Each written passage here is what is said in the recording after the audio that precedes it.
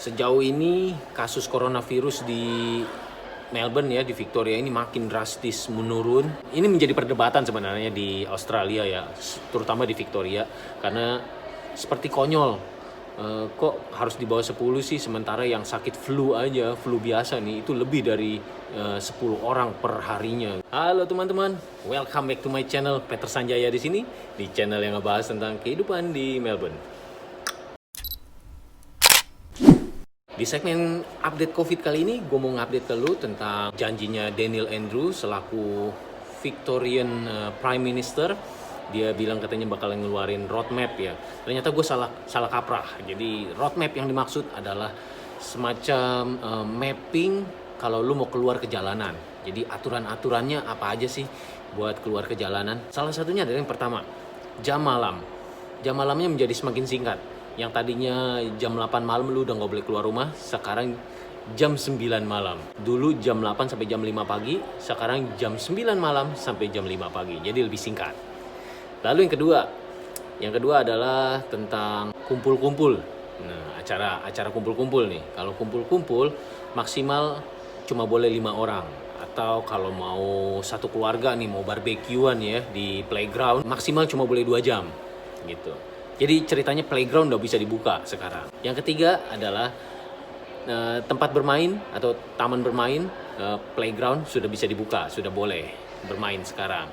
Bebas, karena salah satunya adalah barbekyuan tadi sudah bisa. Jadi otomatis yang dulu kan gue udah cerita ya, tempat barbecue itu yang di publik itu adanya kan seringnya ada di playground. Jadi kalau barbekyuan aja udah boleh, jadi otomatis taman bermain juga dibuka gitu. Ini share pengalaman aja ya sedikit. Waktu hari pertama playgroundnya dibuka, gue nggak berani keluar, gue nggak berani main ke playground karena gue tahu banget tipikal manusia ya, ketika ada sesuatu yang excited mereka langsung heboh, lebay lah istilahnya ya. Nggak Indonesia, nggak Australia, sama aja lah pokoknya. Itu reaksi dari manusia, mereka lebay. Jadi gue menghindari itu. Jadi hari pertama diperbolehkan ke playground, itu gue nggak kemana-mana, gue masih di rumah aja untuk menghindari bergerombol gitu ya. Masker masih mandatory, masih wajib pakai masker. Lalu yang keempat, kalau lu mau exercise, kan kemarin itu gue bilang exercise maksimal 1 jam ya. Sekarang exercise sudah bisa 2 jam. Ya, 2 jam. Dan ya itu dia, boleh maksimal 5 orang. Roadmap yang kelima adalah lu boleh ngunjungin orang yang tinggal sendirian, dan lu cuma boleh ngunjungin sendirian juga. Contoh, bingung ya. Ini contoh, gue kasih analogi aja. Misal bini gue nyokapnya tinggal di sini, dia sendirian. Dia tinggal di rumah sendirian. Mertua gue tinggal di rumah sendirian. Bini gue atau gue boleh ngunjungin dia, tapi cuma sendirian. Jadi misalkan bini gue mau ngunjungin nyokapnya gitu ya, cuma dia doang yang boleh berangkat ke situ.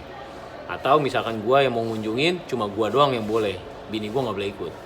Jadi diperbolehkan mengunjungi seseorang yang tinggal sendirian dan cuma boleh sendirian juga ngunjunginnya. Orang yang ngunjunginnya cuma boleh sendirian, nggak boleh ditemenin. Lalu yang keenam, hospitality, restoran, coffee shop, semua masih dalam tahap masih yang sama. Mereka cuma berbasis take away dan delivery ya.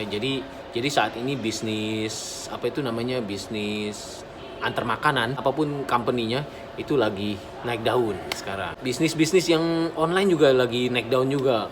Lalu yang ketujuh adalah tentang sekolahan.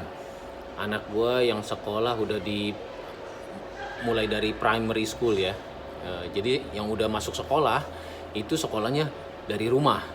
Jadi virtual, sekarang kan lagi tren ya pakai Zoom ya. Nah, itu sekolahnya pakai virtual dia. Tapi yang childcare atau tempat penitipan anak itu masih buka. Jadi lu bisa taruh anak lu penitipan anak di tempat penitipan anak. Tapi dengan syarat, kalau salah satu orang tuanya itu pekerja esensial nih kayak gua nih. Gua harus kerja di gudang, harus kerja di on the spot, dan gue bisa ngebuktiin gua ada surat yang gua bisa kasih ke tempat penitipan anaknya kalau gua adalah essential worker. Yang kedelapan adalah belanja. Belanja itu lu harus ini sekarang apa istilahnya ya, pick up only. Jadi lu harus milih di websitenya lu mau belanja apa. Misalkan kayak kemarin bini gue belanja Woolworth ya, nama supermarket tuh Woolworth. Dia udah pilihin barangnya ini, klik.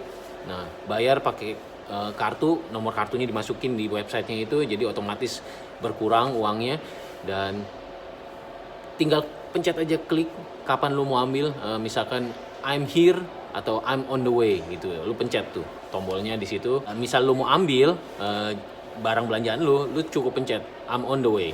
Misal lu udah parkir di depan situ dan lu udah di depan tokonya, lu klik aja I'm here atau saya sudah di sini. Tapi tetap lu harus ngomong ke ininya, counter si mbaknya itu loh, ngomong ke dia, kasih tahu kalau lu di sini pick up apa gitu, pick up belanjaan lu, dan lu harus tunjukin ID lu. Nanti nggak lama si mbaknya keluar bawa barang belanjaan lu, dan ya sistemnya sekarang begitu. Lu udah nggak bisa lagi belanja masuk ke dalam kalau terlalu banyak ya belanjaannya ya.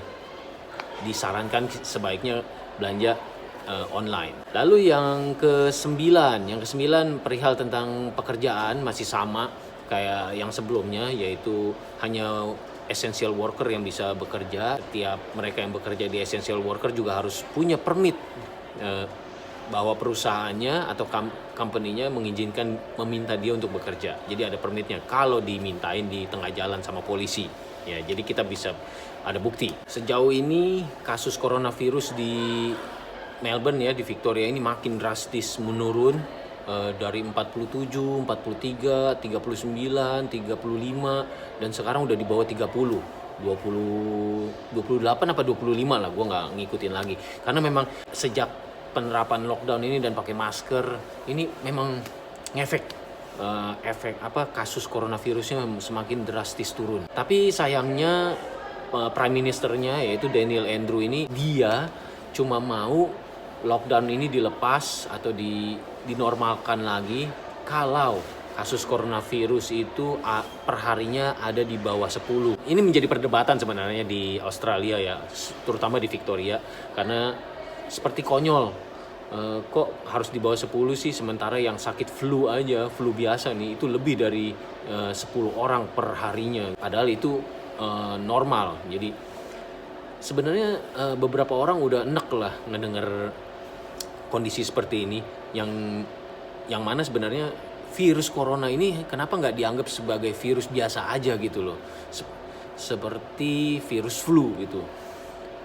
Gue juga nggak ngerti kenapa ya di Australia ini nggak kedengeran soal vaksin gitu ya, nggak kedengeran banget. Sementara di Indonesia katanya udah mulai ya, di Bandung katanya itu lagi pionir tuh, Ridwan Kamil, Kang Emil lagi nyoba tuh, dia adalah satu dari 1.000 orang yang jadi kelinci percobaan vaksin